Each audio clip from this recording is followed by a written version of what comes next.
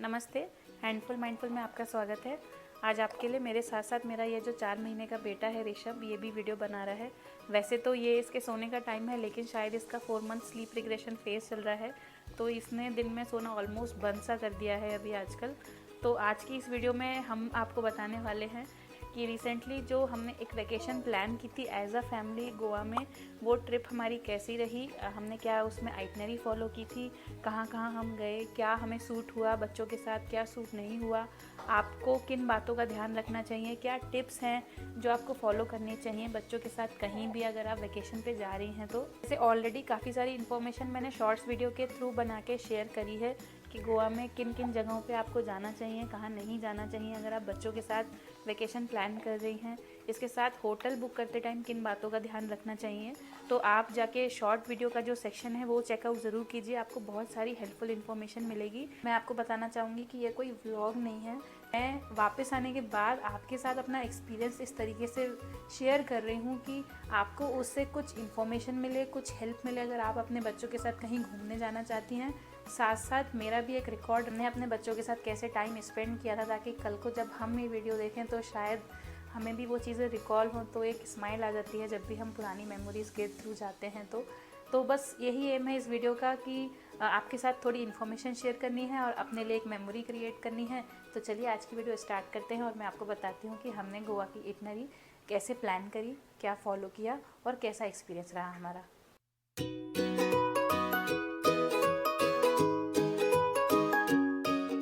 अपनी गोवा की ट्रिप की डिटेल बताने से पहले, आपको टिप्स बताने से पहले, मैं एक इम्पॉर्टेंट चीज़ आपको बताना चाहती हूँ कि हमारा जो ट्रैवल करने का तरीका है, यानी कि हमारा जो घूमने का तरीका है किसी भी जगह पे जाने के बाद, वो थोड़ा डिफरेंट है।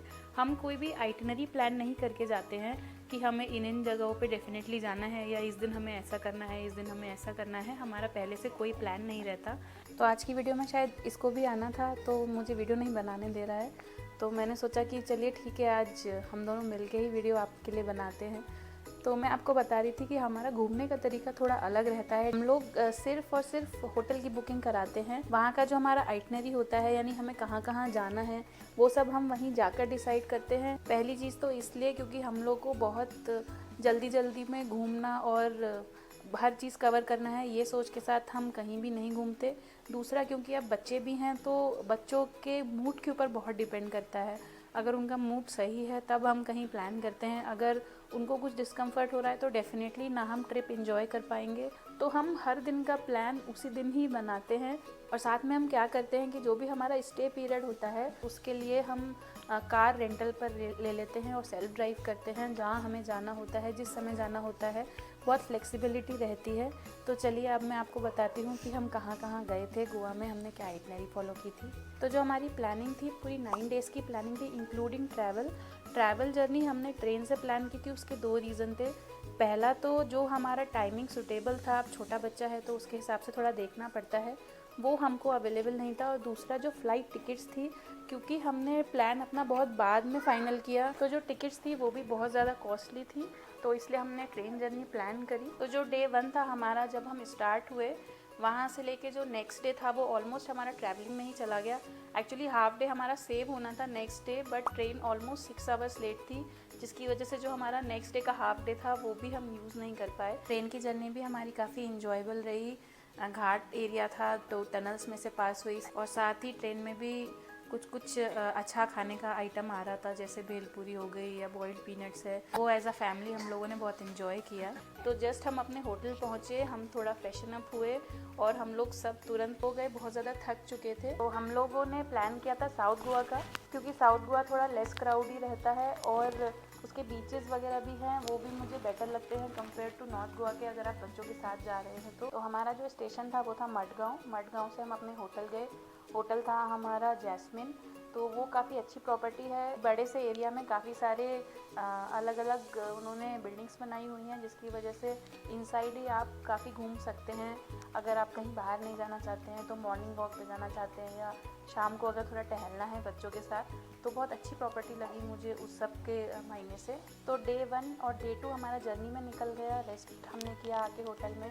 और जो डे 3 था, फिर वहाँ से हमारा एक्चुअली स्टार्ट हुआ गोवा का ट्रिप। मैंने आपको बताया था कि हम बहुत रिलैक्स होकर ट्रैवल करते हैं, तो हमने जो डे 3 था हमारा, बहुत रिलैक्स होके हम लोग सुबह उठे, अपना ब्रेकफास्ट किया, थोड़ा प्रॉपर्टी में घूमे, देखा वहाँ जिम था, इंडोर गेम्स थे, थोड़ा अपने बच्ची के साथ खेले, स्विमिंग पूल था। और साथ ही उस दिन हमने एक जो गाड़ी थी यानी कि 4 व्हीलर थी वो हायर कर ली रेंटल बेसिस पे 6 डेज़ के लिए। फिर हाफ डे के बाद हमने डिसाइड किया कि हम बीच जाएंगे, कोलवा बीच जाएंगे, जो हमारे जहाँ हम रुके थे जिस होटल में, वहाँ से हार्डली कुछ 2.5 किलोमीटर था। तो वहाँ हमने ऑलमोस्ट 3-4 आवर्स अच्छे स्पेंड किए।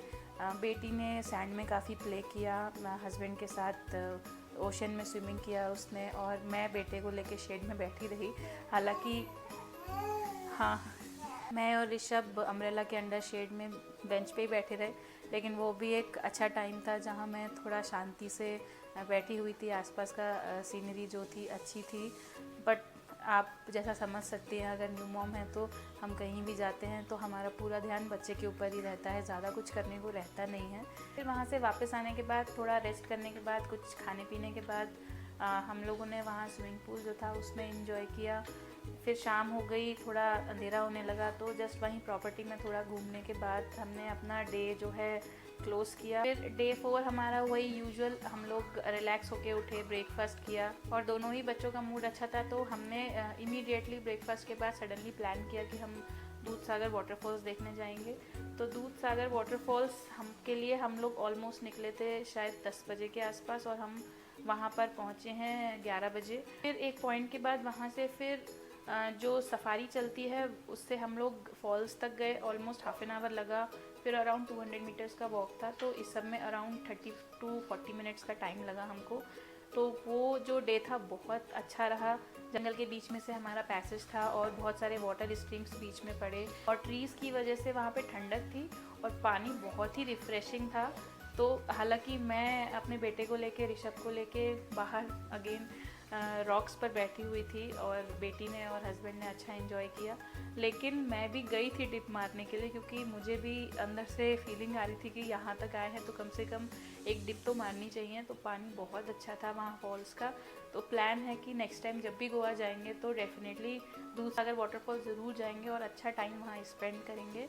तो पूरा दिन हमारा वहीं निकल गया। फिर शाम को थक के आए, डिनर किया और हम सब लोग सो गए। तो ये हमारा डे 4 ऐसा निकला। तो दूध सागर वाटरफॉल्स के ऊपर मैं एक सेपरेट वीडियो बनाऊंगी जिसमें आपको डिटेल में बताऊंगी कि किस तरीके से आपको दूध सागर वाटरफॉल्स प्लान करना चाहिए। हालांकि हम अनप्लान्ड वे से गए थे, तो वहाँ पे क्या क्या चीज़ें आपको रिक्वायर्ड रहेंगी, क्योंकि कुछ हमने प्रॉब्लम्स वहाँ फेस करी, तो वो सब मैं एक डिटेल्ड वीडियो में बताऊंगी आपको। तो अब अगर मैं डे 5 की बात करूँ तो शायद हम लोग कुछ ज़्यादा ही ओवर कॉन्फिडेंट हो गए थे। 2 दिन अच्छे निकले बच्चों के साथ, इसलिए तो हमने नॉर्थ गोवा का प्लान किया।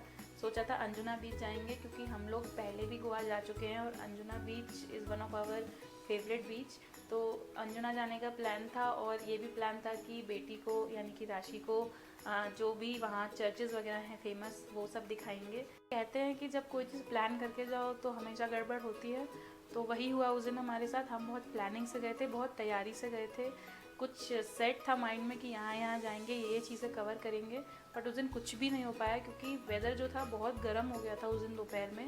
तो गर्मी की वजह से दोनों ही बच्चों ने बिल्कुल भी कोऑपरेट नहीं किया, और हम लोगों ने काफ़ी ट्राई किया कि एटलीस्ट राशि को हम कुछ चर्चेस दिखाएं, तो ना तो राशि को कुछ इंटरेस्ट आया किसी भी तरीके का कोई चर्च देखने में या फोर्ट देखने में। गर्मी की वजह से दोनों ही बच्चे परेशान हो गए। हम अंजना बीच तक गए भी इतना दूर ट्रैवल करके, बट अल्टीमेटली हमें वापस आना पड़ा क्योंकि बिल्कुल भी दोनों कोऑपरेट नहीं कर रहे थे।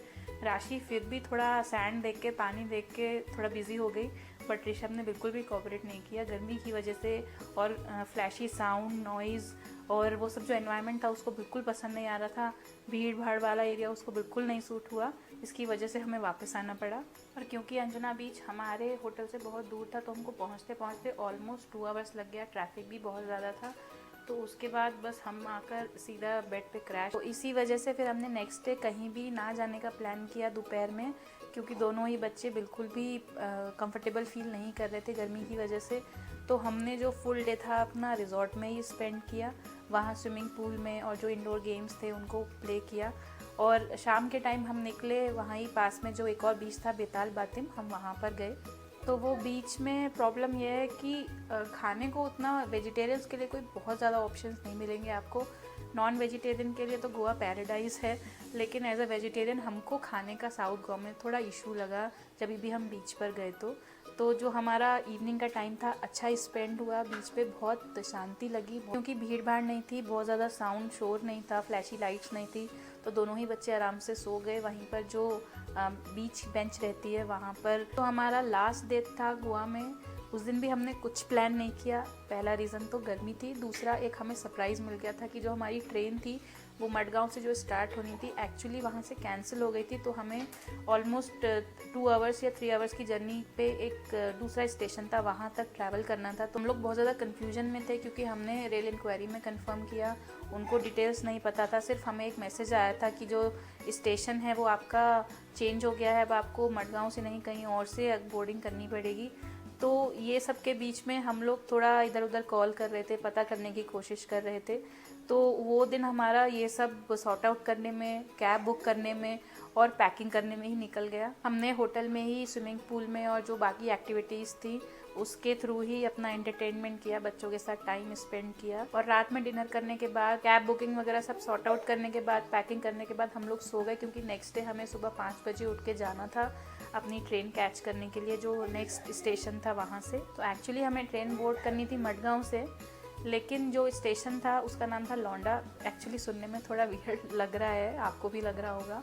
तो वहाँ से हमें ट्रेन बोर्ड करनी थी, तो वहाँ के लिए हम लोग सुबह ही निकल गए थे। तो जो रोड थी वो घाट रोड थी, तो थोड़ा सा प्रॉब्लम हुई इन द सेंस कि मुझे और मेरी बेटी दोनों को ही कार सिकनेस की प्रॉब्लम है। लेकिन दोनों साइड की जो सीनरी थी वो बहुत ही सुंदर थी। सुबह सुबह सनराइज़ देखा, बहुत अच्छा लगा। दोनों साइड ट्रीज़ थे, ग्रीनरी बहुत ज़्यादा थी, घाट एरिया था तो ऑब्वियसली बहुत सुंदर था। लेकिन जहाँ हम स्टेशन पे पहुँचे वहाँ बहुत ज़्यादा ठंड थी कंपेयर टू गोवा से। गोवा में बहुत गर्मी थी, इवन सुबह भी जब हम उठते थे तो ज़रूरत नहीं लगती थी कुछ भी शॉल डालने की या फिर कुछ स्वेटर पहनने की। लेकिन जैसे ही हम गोवा के एरिया से थोड़ा बाहर, वहाँ काफ़ी ठंडा था। हम लोग को धूप में खड़े होकर बहुत अच्छा लग रहा था। ट्रेन लगभग 10 बजे चली वहाँ से और अगले दिन सुबह ही हम अपने डेस्टिनेशन पे पहुँच गए। तो ओवरऑल मैं बोलूँ तो हमारा ट्रिप बहुत अच्छा रहा। कुछ प्रॉब्लम्स फेस करनी पड़ी रेलवेज़ की तरफ से और जो भी गर्मी थी वहाँ उसकी वजह से जो बच्चों को प्रॉब्लम हुई, लेकिन मुझे लगता है कि this is all a part and parcel of life, और कह लीजिए जो भी ट्रिप है। ओवरऑल बहुत अच्छी ट्रिप रही, स्पेशली राशि के लिए, क्योंकि राशि हम बहुत टाइम से हमको बोल रही थी कि मुझे ओशन देखना है, मुझे समुद्र देखना है। तो उसने बहुत इन्जॉय किया और उसने सैंड से बहुत अच्छे से प्ले किया, ओशन में उसने अच्छा टाइम स्पेंड किया, स्विमिंग पूल में उसने बहुत इन्जॉय किया और भी बहुत सारी चीज़ें उसने सीखी ट्रेन जर्नी के थ्रू। जो भी हम जहाँ पर गए उसके बहुत सारे क्वेश्चंस रहते हैं और ये पीछे से शायद ऋषभ आपको अपना एक्सपीरियंस एक्सप्लेन कर रहा है जो ना मुझे समझ में आ रहा है और ना आपको समझ में आ रहा होगा। तो एज अ फैमिली हमारा ट्रिप बहुत अच्छा रहा, हम लोगों ने अच्छा टाइम स्पेंड किया, बहुत रिलैक्स हो गए, माइंड थोड़ा फ्रेश हुआ। एज अ न्यू मॉम मेरे लिए कोई बहुत ज़्यादा चेंज नहीं था क्योंकि जो काम मैं घर पे कर रही थी वही काम मुझे वहाँ करना था। आप अगर अपने बच्चों के साथ गोवा का ट्रिप प्लान कर रहे हैं या फिर कुछ भी आपको डाउट है तो आप मुझसे कमेंट बॉक्स में लिख के पूछ सकते हैं, मैं डेफिनेटली ट्राई करूँगी उसका आंसर देने का जितना मुझे पता होगा। बाकी जो भी टिप्स हैं गोवा से रिलेटेड या नॉर्मली कुछ भी बच्चों के साथ ट्रैवलिंग से रिलेटेड, वो मैंने शॉर्ट्स वीडियो के थ्रू ऑलरेडी शेयर करी हैं, आप शॉर्ट्स सेक्शन ज़रूर देखिएगा। तो मिलते हैं एक और इन्फॉर्मेटिव वीडियो के साथ, तब तक के लिए हैप्पी पेरेंटिंग।